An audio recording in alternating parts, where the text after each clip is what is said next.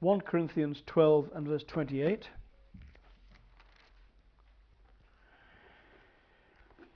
And it says this: God has appointed these in the church. First, apostles. Second, prophets.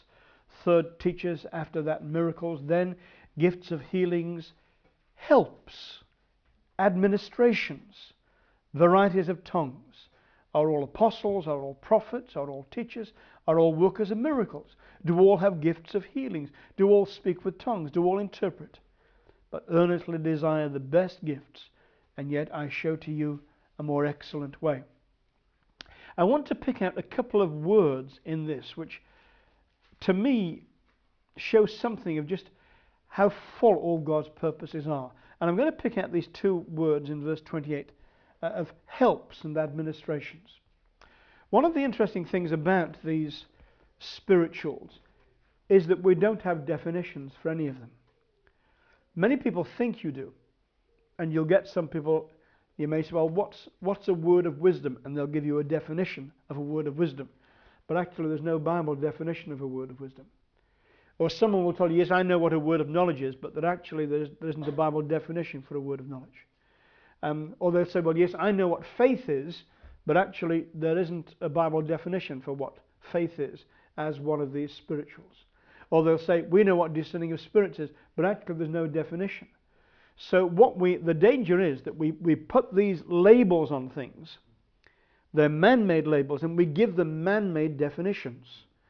And then the danger is that we sort of try and work it the other way around. You know, I sometimes use this silly illustration. I say that if you call a dog a goldfish, it doesn't do the dog any harm at all, unless you get the manual on how to keep goldfish. And then you decide that this is the way you're going to look after your dog. And you're going to make a tank for it full of water. And you're going to feed it with ants' eggs. Now, the fact that you've given it the wrong label is going to have a very serious impact upon the dog. And it doesn't matter what labels you put upon people in one sense. It only matters when, if you say to this person, he's an apostle. It doesn't matter what you call him in one sense, unless he goes to the Bible with that label and says, I'm an apostle, so I can do what an apostle does. And apostles do this, this, this, this, and this, and this, and this. And now the fact that he's got the wrong label is going to have a real big impact upon the way he's living his life. So we've got these references here, and we've got this reference to helps and administrations. Now, what does helps mean? Well, the word really just means someone who supports. It means to kind of take hold of someone to help them. That isn't very complicated, is it? Just to help them, just to support. Now, you might have expected in this big list of things, because we've got apostles in this list, and you think, well, these are the super people, aren't they? These are the kind of the super ministries. Well, one of these super ministries is this thing called helps. And apparently this kind of help we're talking about here is actually, it is a spiritual. It isn't a natural. It's not just because someone has a helpful disposition as a natural person. These are special abilities that God gives to people in his church to be helps, to be supporters. And there's another word that's used for the word help in the Bible. It's a different Greek word, but it's got the same kind of idea. And I want to show it to you because I think this is really quite fascinating. If you turn with me to the Acts of the Apostles, chapter 27.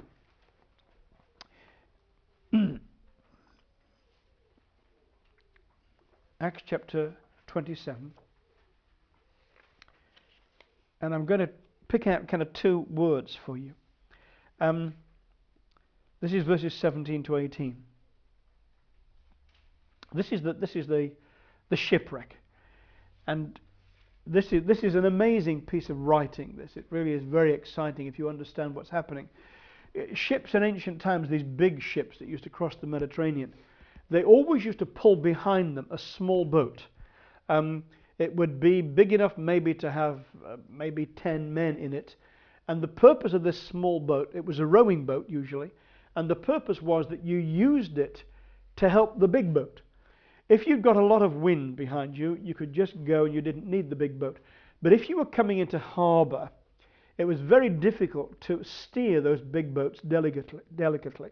So what you had is the equivalent of a kind of the ancient world's tug boat. And you brought this little boat around to the front and you attached it to the front, and then 10 men got in the front and they rowed and they pulled the head of the boat round to get it into a harbour.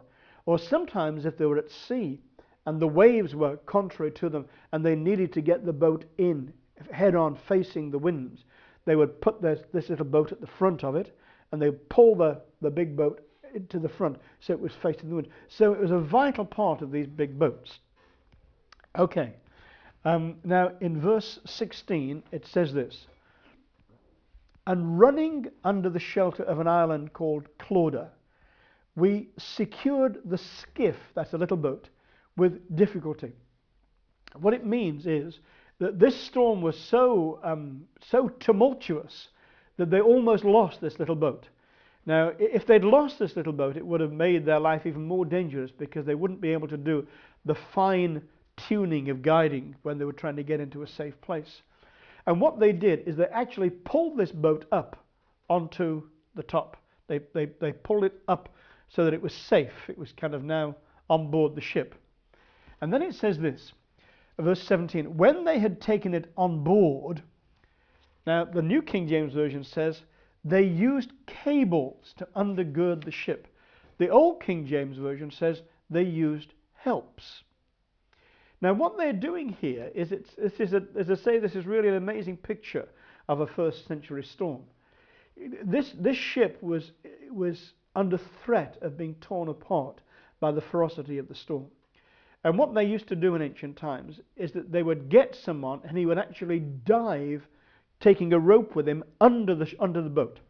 He'd come up the other side and they would then attach these two parts of the rope together, and they would use winches to tighten it. I think they call it frapping. Any sailors amongst us? I think they call it frapping. It means you tie the thing very, very tight, so that these wooden boards that were threatening to spring apart with all the power that was going on have now got a sort of a belt around them, and they're tightening the belt so that it's held steady. So that's what they did with this little boat. They pulled the boat on top to keep it safe, and then what they did is that they put these helps underneath. Now the reason I like this is because the safety of the boat depended upon these helps. The New King James Version calls them cables, but that's just, it's actually explaining them, it's not translating them. The word is helps. I like it simply because these helps are invisible. They're not the kind of things that you would notice. They're actually under the water. But if these helps are not doing their job, if these ropes have not been wound tight, this boat is going to sink. This boat is dependent upon invisible nobodies. It's dependent upon things that no one is ever going to cheer these ropes and say these ropes kind of saved the ship. But in fact they did. The interesting thing is there's another word in this particular story that comes up. And it comes up in verse 11, where it says this: nevertheless, I've gone back in time. Nevertheless, the centurion was more persuaded. You see, Paul had said we shouldn't have done this, but they decide that they'll take somebody else's advice. Verse 11, nevertheless, the centurion was more persuaded by the helmsman and the owner of the ship than by the things spoken by Paul. So they decided they'd make a run for it and they'd take a risk and they'd go to sea. This word helmsman is the word that's translated administrations in 1 Corinthians chapter 12. If you put that into there, if you put those ideas into there, you get an interesting kind of picture. 1 Corinthians chapter 12. Amongst the spirituals, necessary revelations of the life of Christ that he has put into the church, you have helps which work invisibly but are absolutely necessary to the survival of the ship. And you also have these people who are called administrations, or steersmen or helmsmen. Now obviously a steersman is a very conspicuous person. He's probably the one who's going to get all the credit for saving the boat. Although actually it's the ropes that save the boat in some circumstances. And it's interesting to me that you've got these two ideas kind of right side by side here. There are all kinds of manifestations of the Spirit that God has put in his body. There are distinctions in them. They are different one from another. But we must be careful that we don't end up saying, I wish the whole body could be an eye, or I wish the whole body could be an ear, or I wish the whole body could be something that's really conspicuous and spectacular that everyone would notice it, because it doesn't work like that. And yet these are absolutely necessary. That's one of the things that Paul has to say. They're absolutely necessary. Let's have a little look at some of these manifestations. As I've said, that there are no definitions for them. But if we go back in time a little bit to chapter 12, 1 Corinthians chapter 12 and verse 7, it says this: But the manifestation of the Spirit is given to each one for the profit of all. For to one is given, and I'm going to change it a little bit here to make a point. There are lots of words "the" in our particular translation now. That "the" is the definite article. And the definite article doesn't appear in this particular verse. So it ought to read like this: For to one is given a word of wisdom through the Spirit. To another, a word of knowledge through the same Spirit. To another, you could actually put a faith by the same Spirit. To another, gifts of healings by the same Spirit. To another, a working of miracles. To another, a prophecy. To another, a discerning of spirits. To another, kinds of tongues. To another, the interpretation of tongues. The reason I'm saying that you don't have "the" there is, I want to make this point, is that every single one of these manifestations is in a sense a one-off manifestation. It's not someone who has acquired a skill so that they can just use these things whenever they want to them. These manifestations that God gives are, each one is a unique event. Each one is a unique moment where God makes these things possible. And he's speaking here again about this amazing diversity, but the distinctiveness too of these gifts. And did you notice in verse 25 when he spoke of these things, he said that the reason for this was that there should be no schism in the body, no splits in the body, but that the members of the body should have the same care one for another. This little phrase, the same care for one another, lies at the heart of these 3 chapters. These spirituals are not just spectacular events in the life of the church. They are ways in which the body cares for itself. They are the ways in which we care for one another. And if we have any other motivation other than this, caring for the body, these spiritual functions will not have the effect that God intends them to have. That's why we go on to chapter 13, and why Paul says that the dynamic of these spirituals, the engine, the thing that keeps these things working in the way that they ought to work, is love. It's not because I want to excel. It's not because I want to become better at prophesying or give spectacular prophecies that come wonderfully true, or that there are amazing healings take place. And people say, look at this, how wonderful these healings are. The purpose of this is so that we can care for one another. These are not opportunities for us to increase our own personal skill or fame or any of that. These are opportunities for us to care for one another. And I think that's one of the greatest encouragements, because there are some people, and if you say to them, I'm thinking of somebody now, I won't put a name to it, you would know who I meant. If you were to say to this person, look, you've got a responsibility to care for, to do this, you've got a responsibility to pray, this person they would dissolve in feelings of inadequacy, because they'd say, well, no, I can't do it. I just can't do it. I'm not that kind of person. I'm too shy. I'm too weak. I don't have this. If you were to say to this person, look, God wants you to care for this person, that different attitude would actually encourage this person to share. I know it. Can you see the point I'm trying to make? It isn't. There are some people who respond to challenges. Be brave, take a cold shower. There are some people who like that kind of thing. And there are some people who are just crushed by the very prospect of it.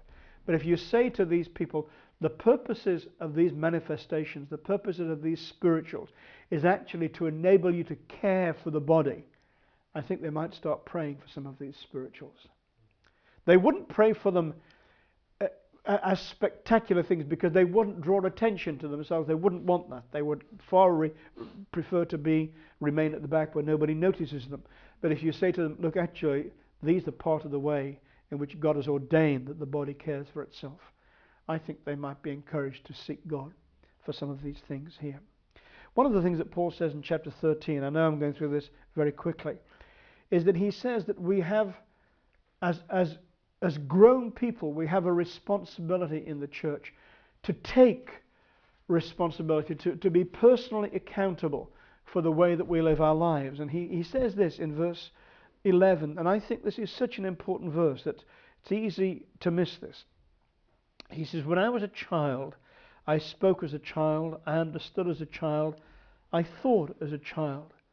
But when I became a man, notice who takes the responsibility when he becomes a man. When I became a man, I put away childish things. This is one of the signs of maturity, that a person takes personal responsibility. They understand that they are not, this ship that we're on isn't a cruise. It's actually a working vessel, and everybody on this ship is going to have to kind of work. It's all part of this, and we're going to have to take responsibility, because this is the only way that this body really functions. If every single person is rightly related to Jesus the Lord, who is the head, and accepts responsibility from him to live their lives in a way which isn't childish. A child takes no responsibility for anything. Is that right? It's one of the things we have to kind of teach them to do. They take no responsibility for anything. But a man, this is one of the signs, he takes responsibility. When I became a man, I put away childish things, he says. Okay, I'm going to pause for a minute. Let's stop, and then I'm going to kind of do something which is a bit more complicated at the end. Let's stop for a minute.